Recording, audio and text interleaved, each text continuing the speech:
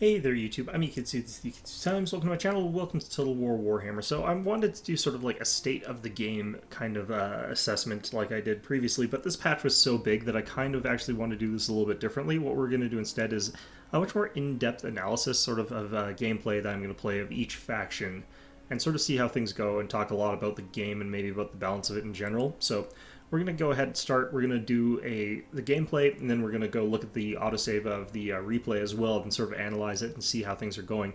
And well, I'm going to go through each of the factions, one per video. So we're going to start off with the Beastmen, starting alphabetical sort of as always, and talk a little bit about where I think the game maybe is right now. I think the meta has kind of metastasized into something a little bit more solid than it was previously. So it'll be a little bit interesting to see how things diverge from here, because I think it's actually in a really weird place. There are a bunch of people who are taking like a lot of heroes and stuff like that. That's pretty common.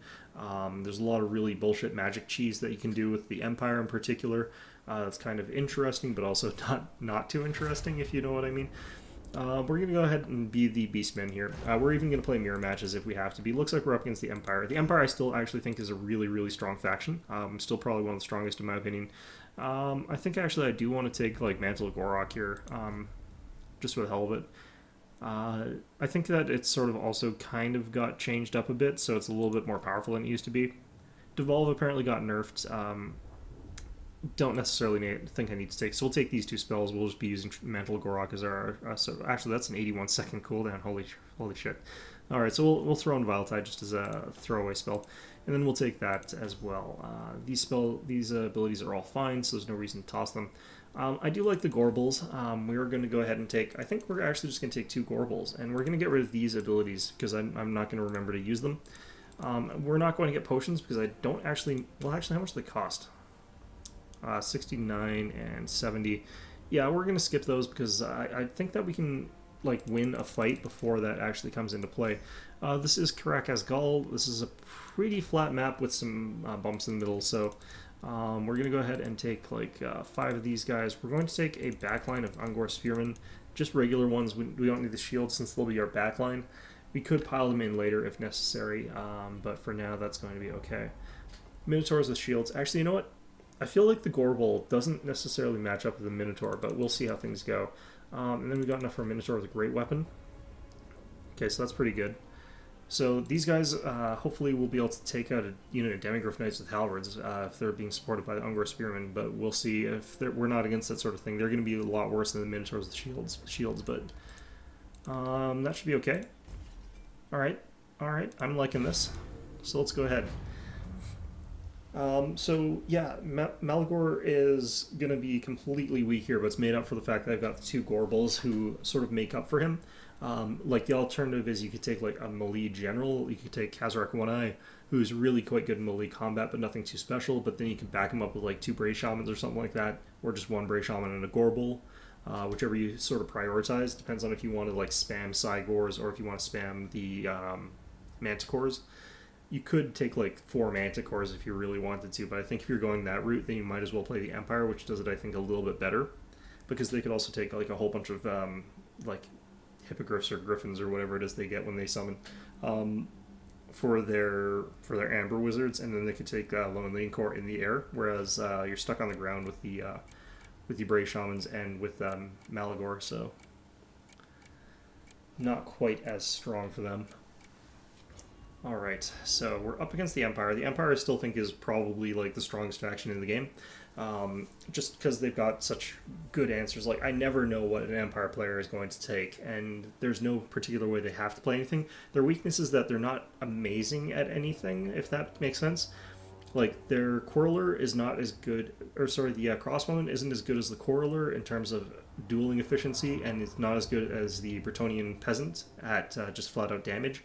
And their infantry is not as good as the Dwarven infantry or the Bretonnian infantry in terms of cost effectiveness. They're not as good in quality as the Orcs or Chaos. Their cavalry is one of the few things that they're really, really good at, though. The Demigryph Knights make it so that they're very, very hard to beat in a cavalry versus cavalry fight. That's sort of the thing that they're actually good at, is winning cavalry versus cavalry fights. But even then, that's not something that really comes up all the time. And it's just that they can take anything. They can counter any sort of composition. It's just that if, you know, I go for a full melee spam, they go for a full melee spam, then I can win because my units are a little bit better in that context. So,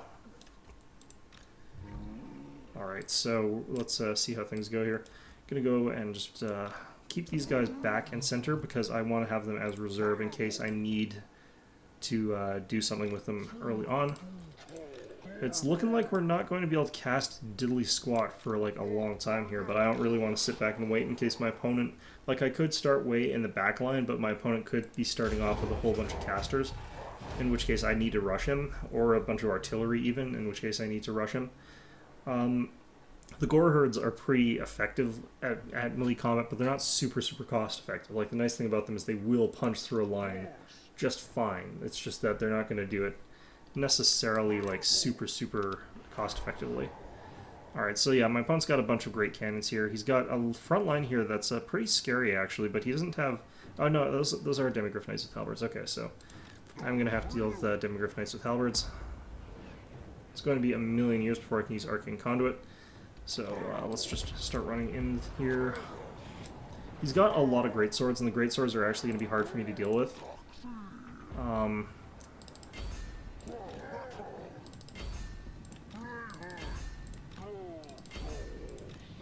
I'm gonna just run these guys center here, like a friggin' boss.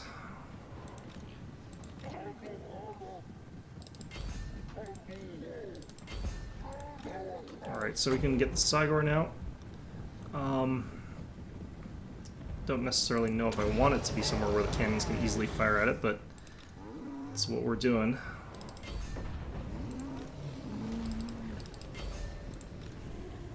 Alright, and we want to fire this off at these Demigryph Knights with halberds here. Alright, so Gorbel is just running in, gives zero shits about anything, and these great swords are going to have a bad time, basically, is the gist of it. This Gorbel's been getting knocked around by cannon fire this entire time. We are going to break through their front lines pretty effectively, though.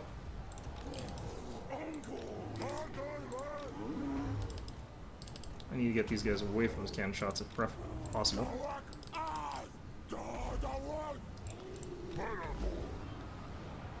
Alright, Mantle of Gorok on these guys here.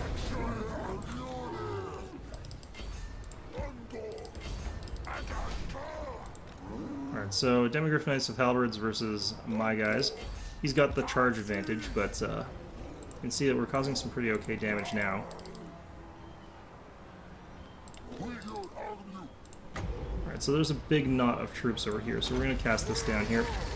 Those Demigryph Knights shattered already. Wow, holy shit. Alright, that went off without a hitch. This is going off without a hitch.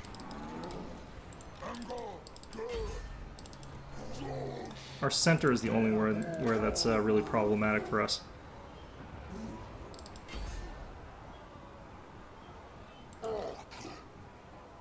Alright, so... Well, our internet connection is also somewhere that's been problematic, apparently.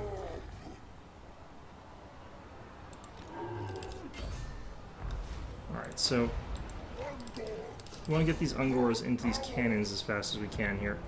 That's sort of our key objective. Oh, Malagor is fighting a general. Shit. Cygor is getting shot to pieces by these cannons. Let's have him close in.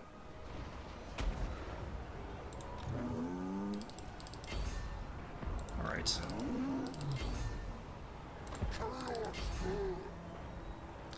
These guys are getting roughed up pretty badly as well. Just want these Ungor distracting that. Let's get you off these, off this. Let's just Vile Tide over here. Yeah, my general's done for, basically. He's gonna start running, though, which is good. Alright, so this fight is gonna be just fine going my way, I think.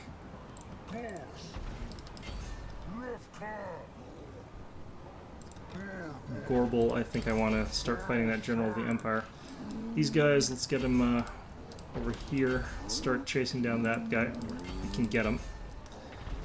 These Minotaurs are doing work. Cygor, it's doing pretty okay against that General. Gorbel is going to be able to help him out quite a bit, I think. Demigryph Knights still running, it looks like, but they'll be back, I'd imagine.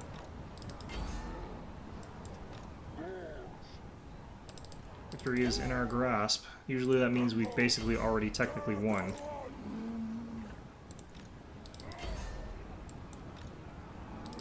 Alright, and that's them fleeing, and I believe the general's gone too. Alright, so this is one of those cases where, like, not 100% sure what my opponent could have done differently, so we are going to more closely analyze this. He did the smart thing, he took out my general when he had a good opportunity for it. But let's take a look at this replay here. I think maybe he over-invested in cannons is going to be my assessment here. So he's got a fairly elite core of infantry plus some cheaper stuff that is just there as a throwaway. He's got 2 Demigryph Knights, both with veterancy, and then he's got 2 cannons, and he's not got any heroes at all here. Pretty strange choice given the current meta, but it's not necessarily that bad a choice in my opinion. I've been finding that taking heroes can sometimes be a liability. If I got rid of my 2, I could have had a much larger army. I could have had way more Minotaurs, and I could have had a much easier time getting around to the back in those cannons. So my strategy here, of course, is you know, I need to overwhelm the Empire really, really quickly, kill all the stuff off, and that would be a very effective way to sort of do things. Yeah, he's devoting that cannon fire right away to the Gorbel or to the Minotaurs and Shields in general, which are really good targets for him. Yeah, so this Gorbel is getting tossed around like a piece of trash. Now, the thing is, I have not had a hard time defeating Gorbels without hitting with cannonballs and stuff like that. Like, I legitimately just morale kill them. I kill the entire army off, and then don't have to worry about the fact that the Gorbel is, like, super, super strong, because it doesn't matter, because if he's by himself, it doesn't do anything. I chose specific targets for my units to charge because I kind of wanted these greatswords to be stuck in with against things like Gorbels. They lose their sort of bonus versus infantry against them because they're monstrous infantry, so it lets me sort of punch through them a little bit more effectively. So this greatsword's not necessarily a huge benefit against something like this Gorbel who's charging in here. It's going to come in, deal an immediate kill as well as some good damage. And here, you know, he swings his like head once and gets 7 or 8 of them. Swings his axe down, gets another 3 of them. So the gore herd here is just to tie these guys up while my guy's in here, so that my guy's taking less damage. He's still going to take damage against something like a greatsword unit, but I mean, it's better than him fighting the halberdiers. Over here, gore herd into the halberdiers. I mean, it's not going to go great for the halberdiers. This is a really big clump I've sort of gotten into. I don't have the right kind of Minotaurs for this fight, so these Demigryph Knights with halberds, if it weren't for the fact that their charge got interrupted, would have been doing pretty good damage. But the Spearmen here taking a lot of damage here. These Demigryph Knights, like, I basically beelined my Minotaurs with great weapons against one of the units of Demigryph Knights with halberds because I really wanted to take them out quickly and deal as much damage to them as possible. Over here we've got Minotaurs with shields with Mantle of Gorok coming into these guys. We've got 22 kills. Like, the Mantle is probably not doing the best here since this is kind of a sloppy fight, but they're doing a pretty okay job. The halberdiers here, I don't really want my Gorbel fighting in the halberdiers. I should have actually charged it somewhere else. I thought I was charged it into these greatswords here, but whatever. Cygor back here is getting stun locked by cannon fire, but he is providing a free damage sponge that he's firing his cannons at, which I actually don't mind at all here. He is still throwing his rocks at the Demigryph Knights with halberds, but he's missing pretty horrifically. Look at that. But yeah, the Minotaurs with great weapons did really, really good damage, but took a lot of damage in return, because like, the Demigryph Knights are a pretty equivalent unit, all in all. Yeah, they're running into the sides of these greatswords who are getting tossed around like ragdolls. There's nothing they can do at this point in time to hold the line. At this point, they've got this unit of greatswords and this unit of greatswords sort of stacking up, and they're doing a pretty good job of holding the line here. He did punch through and just beeline for my general, which was smart. I didn't have anything to protect him. He's trying to pull through with these Demigryph Knights with halberds, but these Ungor Spearmen are actually doing a pretty okay job thanks to that bonus versus large. The fact that these units were already pretty weakened by various other attacks here means that these guys not in a good enough condition to get out of the fight without breaking. Let's see what the Viletide does. I just threw this out because my general's about to die, so I want to get rid of some of the mana. Did some damage to the unit. It did some morale damage as well. Disrupted them so that they weren't fighting. But it didn't do very much damage. It's not a high damaging spell. It's very, very cheap though. Cygor into the general. Now theoretically the Cygor statistics are pretty comparable to a Giant's, but they're not quite as good. It does mean that, like, if my Cygor was at full health, I would rate him as being a pretty good threat against something like a General of the Empire, and you can see he's taking a lot of damage. Like, 400 armor-piercing damage on a melee attack is nothing to be, like, take lightly. Gorbel coming in. Charge animation means that he's faster than a horse, which is why I take them. Makes it so that I can fight cavalry a little bit more effectively. So, it's getting stomped on again. Getting attacked here. Deadly Onslaught, though, is stopping me from easily killing him. But look at how fast that damage is coming down on him from, like, the Gorbel and the Giant. Each time they swing their weapons, he takes, like, a quarter of his health. So, yeah, that was they're pretty effective against him. So, I think that this army is exactly what I wanted to take. It was a little bit risky. There was a bit of risk associated with it. What could have happened is my opponent might have taken a bunch of missile cavalry, in which case I would have had a much harder time. What I probably should have taken instead was I probably should have taken a couple of units of these Chaos Warhounds with poison. They're really good at running down scouts and stuff like that because their speed 93. It does mean that they will catch up to anything. Combine that with Malagor's ability here. Let's check here. Not that one. Not that one. Plus 24% speed from Bestial Surge. Whenever he's casting, it means that if I cast a spell, I can get a really big duration buff to speed for my characters. And something like Summon Cygor, like I could summon Cygor strategically at the right time. That would give these guys a big boost to speed for 10 seconds, I believe, as the channeling time for that. So that's a way to catch up to units pretty effectively. The Gorbels did a really good job. I actually almost wish I had taken potions on these guys. So, like, they actually either died or got really low. But in the end, I don't think I needed it, so it obviously didn't matter too much. But, yeah, I definitely feel like I could have thrown in a couple of these Chaos Warhounds with poison. That would have helped out quite a bit. I'm not sure if these guys' abilities stack either. Like, I'm not sure if taking 2 of Bloodgreed and 2 of Slaughterer's Call. Like, the Slaughterer's Call, I don't think that it does, actually. I get the feeling like Slaughterer's Call basically only works for one of these guys at a time, basically. It might have been a good idea to drop it. It's pretty expensive effect. It's 64. It's not like a huge amount, but I could have replaced it with a potion or something like that, and that might have been okay. But other than that, I mean, I'm pretty happy with the results of this. What my opponent could have done, well, I did say that armor is kind of the weakness for the Beastmen. To some extent, I still believe that, but I don't think that's worth taking the greatswords necessarily. Just because there's so many things that, like, they're either overkill against their anti-armor attacks, because the Beastmen themselves don't have any attacks. Like, if you had an armored unit that's not heavy themselves, that would have been great. But I would have gone something more like maybe this.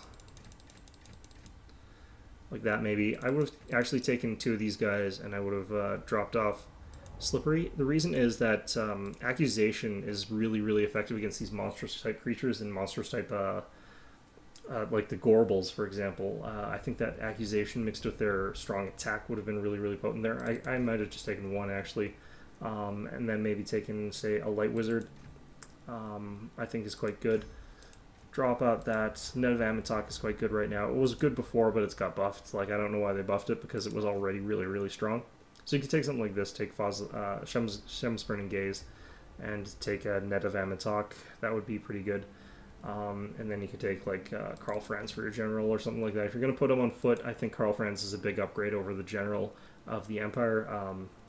Keep all your abilities, they're pretty okay. So you could take something like this. This would be pretty effective. Go for a couple of great cannons. You can go for some crossbows maybe, or some handgunners. I would go for the handgunners honestly, because they're going to be. Actually, no. I would go for the crossbows. Just take out the regular minotaurs rather than the minotaurs with or the gorbals rather than taking out the gorbals. And then take some demigryph knights if you can, like one unit there. Drop one of these and one of these maybe, and then take another demigryph knight. Halberd, so this looks like a pretty weak front line, and it kind of is. I'd love to get it a little bit thicker somewhere, but you know, you just fiddle with this until it's somewhere where you want it to be, and I think that would be perfectly okay. Oh, maybe you could drop all these abilities. Take that one maybe, and can take another unit, but that's sort of like the gist of what I might consider. I don't know if I would take 2 cannons against Beastmen, because they're always a rush army. Actually, no, because the Cygors, like, if they, yeah, I guess you take these in case your opponent takes a bunch of Cygors, and then if he's sitting there camping until he gets all his mana for, like, 4 of them, then it's a good idea to have great cannons. But other than that, you know, they're not too important against something like Beastmen. Might be even better to just have mortars, because that would still compel them to go forward. But anyway, yeah, that's kind of my analysis of the game. It's kind of all over the place, but there's a lot of different things that the Empire player could have done differently, I think. I feel like the Beastmen are actually pretty okay against the Empire in a lot of situations, but I definitely feel like the Empire has got really good tools to beat the Beastmen. Anyway, I hope you found this video enjoyable, and of course, as always, I hope to see you all next time.